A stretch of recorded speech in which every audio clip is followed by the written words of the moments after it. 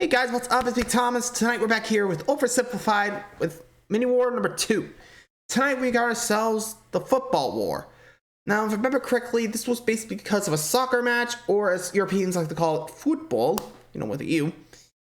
So, yeah, I don't know what the heck happened, but we're about to find out. So be sure to like, subscribe for more. Hope you enjoy it. Let's check more about this football war, huh? Quick, you have 2 seconds to name these two countries. You're wrong, unless you got it right. Then good job. They are, of course, Honduras and El Salvador. One thing these two countries have in common is being fanatic about football. Or if you're a freedom-loving patriot, soccer. But do they love it so much they would go to war over it? You bet they would, and that is no bueno. Oh bueno. Here we go. If you look at these two countries, you might notice one major difference, and that is that this one is a lot bigger than this one. However, this one had a larger population than this one, made up mostly of farmers, and there wasn't enough land for them to live and work on. So they started moving from El Salvador to Honduras in search of land, and by the 1960s, a huge number of illegal immigrants had crossed over the border from El Salvador. Meanwhile, in Honduras, it's 1963, and this guy has just staged a military coup to prevent the rise of communism, and is now the military leader of the country. He immediately began harassing the peasants' unions and other left-wing groups, but he's a little insecure about the legitimacy of his leadership. So he holds an election and wins, but then the opposing party says, hey man, that election was clearly corrupt and fraudulent, and also you've been bribed by the rich American banana companies who are taking all of our bananas tax-free, and now our economy is in ruins, and everyone started to get mad at him. Now, if you ever find yourself the barely legitimate military leader of a corrupt Central American country, and you start getting into hot water, here's a bit of advice that has been tried and tested throughout the centuries. Blame something else. So he blamed the Salvadoran immigrants for stealing all the land and all the jobs and ruining Honduras. The immigrants found themselves under attack by the hostile locals. Egged on by the rich American banana companies who wanted all the bananas to themselves, the Honduran government began evicting Salvadoran immigrants who had been living on the land for generations and started sending them back to El Salvador. The Salvadoran elite were furious and protested, citing moral reasons, but in reality, they were just getting a little too crowded. So tensions were about as high as they could be, but then... Cars, flopping, riots. It's the 1970 World Cup qualifiers, and both countries finished top of their qualifying tables, so it was now time for them to play against each other in a series of matches. The first match took place in Honduras. The night before the game, Hondurans gathered outside the Salvadoran team's hotel, making noise and taunting them. The next day, Honduras defeated the exhausted Salvadorans with a late 90th minute goal.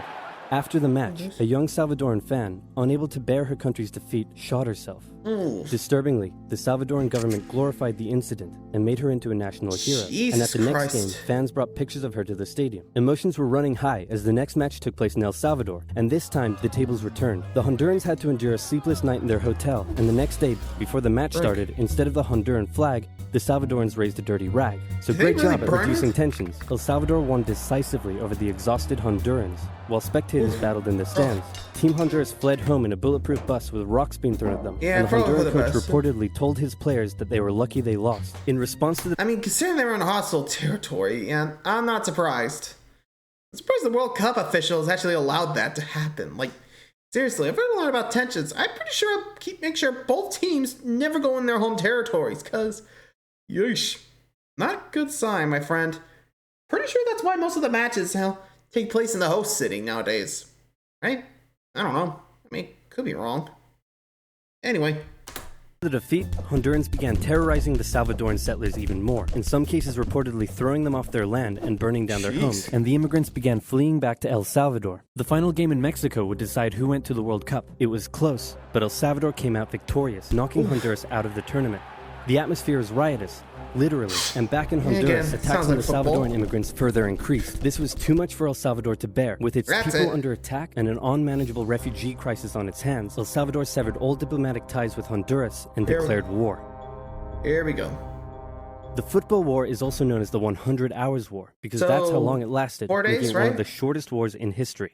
Alright, here we go. El Salvador started by carrying out air raids on strategic locations within Honduras, including Toncontin International Airport, which prevented the Honduran Air Force from getting into the sky.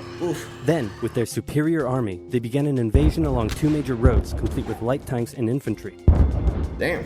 Their advance was rapid, and they were quickly approaching the Honduran capital. Then the Organization of American States met in a bit of a panic and unanimously agreed that war between El Salvador and Honduras was a bad thing and probably shouldn't continue. So they went to El Salvador and said, Yo, can can you you stop? please stop invading? And El Salvador declared, not until they stop being jerks, and so the war went on. The Honduran Air Force finally got into the sky, and with aid from neighboring Nicaragua, they successfully carried out air raids on Salvadoran air bases and oil facilities, crippling the Salvadoran supply line and stopping their advance dead.